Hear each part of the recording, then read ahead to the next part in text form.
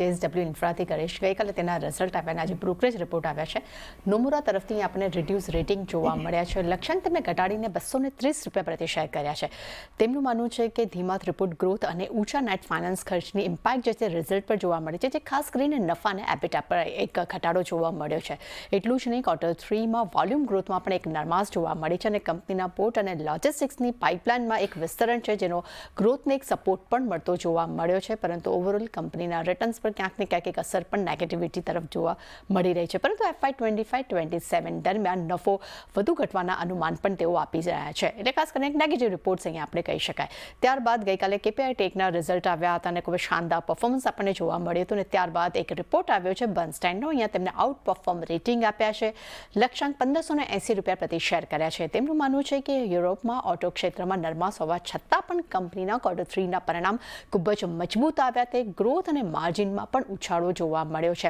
અને તેમના international markets ખાસ કરીને જાપાન કોરિયા અને ભારત સહિત પણ બીજા એશિયન બિઝનેસ છે તેમાં પણ એક મજબૂત ગ્રોથ જે છે તે યથાવત જોવા મળ્યો છે અને કંપની અગ્રણી એશિયન કાર OEM સાથે તેમને કરારની પણ અહીંયા જાહેરાત કરી છે એટલું જ નહીં FY25માં રેવન્યુ ગાઈડન્સ તેમને યથાવત રાખ્યું છે અને FY25માં એબિટા ગાઈડન્સ પણ તેમને વધારીને 21% અહીંયા કર્યા છે અને પોઝિટિવ રિપોર્ટ્સ આપણે KPI ટેક માટે કહી શકાય અંબુજા સિમેન્ટ પર મોર્ગન સ્ટેનલીનો રિપોર્ટ આવતો જોવા મળ્યો છે અહીંયા તેમને ઓવરવેટ રેટિંગ આપ્યા છે લક્ષ્યાંક તેમને ₹675 પ્રતિ શેર કર્યા છે તેમનું માનવું છે કે Q3માં સ્ટેન્ડઅલોન અને કન્સોલ વોલ્યુમમાં એક મજબૂતી જોવા મળી છે અને અનુમાન કરતાં પણ મજબૂત આવ્યા છે પરંતુ કન્સોલ ઓપેક્સ ક્યાંક વધતું જોવા મળ્યું છે પણ તેની ઇમ્પેક્ટ જે છે તે પ્રોફિટ પર ઓછી જોવા મળી છે અને છેલ્લે નજર કરશું એ છે મહાનગર ગેસ પર અહીંયા નોમુરાનો રિપોર્ટ આવ્યો છે રેટિંગ આપણને અપગ્રેડ થતા જોવા મળ્યા છે ન્યુટ્રલ રેટિંગ રાખ્યા છે લક્ષ્યાંક ₹1350 પ્રતિ શેર કર્યા છે તેમનું માનવું છે કે કંપનીના Q3ના પરિણામ